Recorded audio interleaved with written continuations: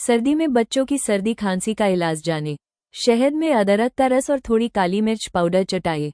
बच्चों को भरपूर आराम दें और गुनगुना पानी, सूप, जूस दें।